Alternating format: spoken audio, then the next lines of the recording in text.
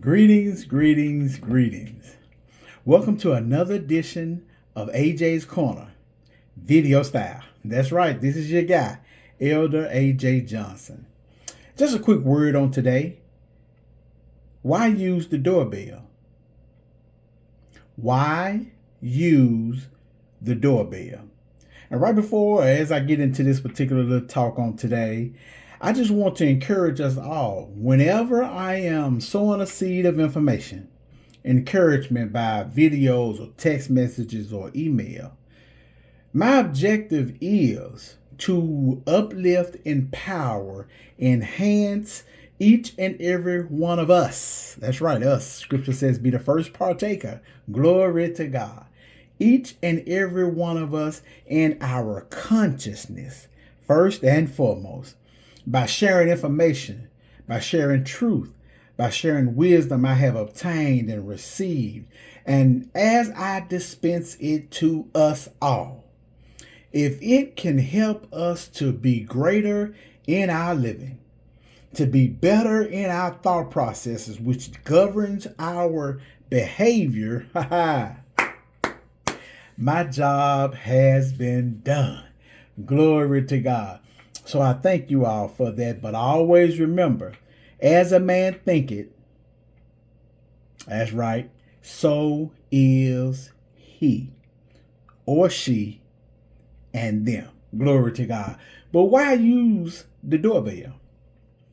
Sounds pretty interesting, possibly. You think about your house, and that's exactly where I want you to go with this aspect or with this conversation.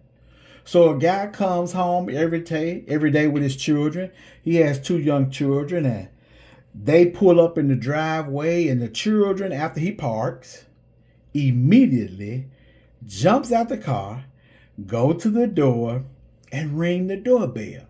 Now, he has the children with him, and so therefore mom and maybe the other children or child are inside the house doing what they do.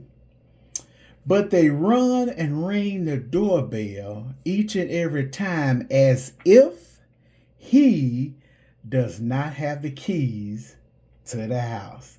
That's right. See, by ringing the doorbell in and of itself, there's nothing wrong with it, especially in the spiritual sense that we're talking about.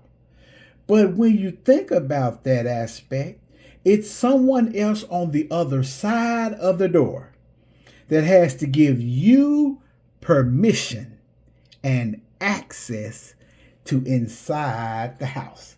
But oh, glory to God, when you have the keys to the house, you don't have to ask anybody. You don't have to wait for access. You don't have to be granted permission by someone on the other side. You can use the keys that you have. Glory to God.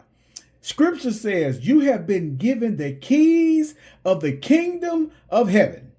And whatsoever you bind on earth shall be bound in heaven. And whatsoever you loose on earth shall be loosed in heaven. You have access. Scripture says you can call the end from the beginning. Psalms 8 and 6 records a conversation where the angels are talking to God, and they mention how the Creator has given mankind dominions over the works of the Creator's hand on the planet, and how he has put all things under our feet.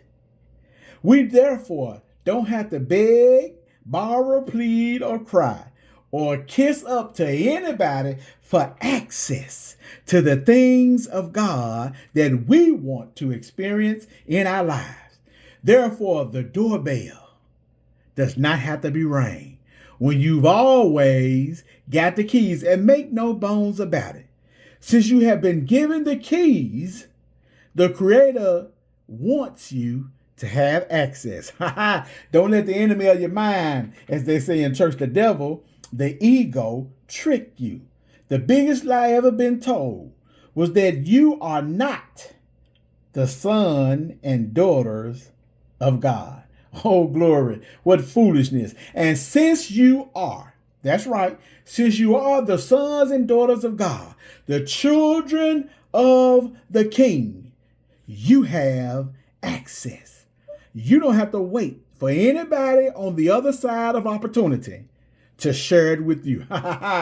That's right. You don't have to wait on anybody. You have the power. You have the authority. You have the permission. You have the access. You have the ability to do the things in the planet that your heart desires for you to do and have in your life. Don't forget, you are blessed to be a blessing. That's right. Well, as always, until another time, where them keys at? Where them keys at? Where them keys at?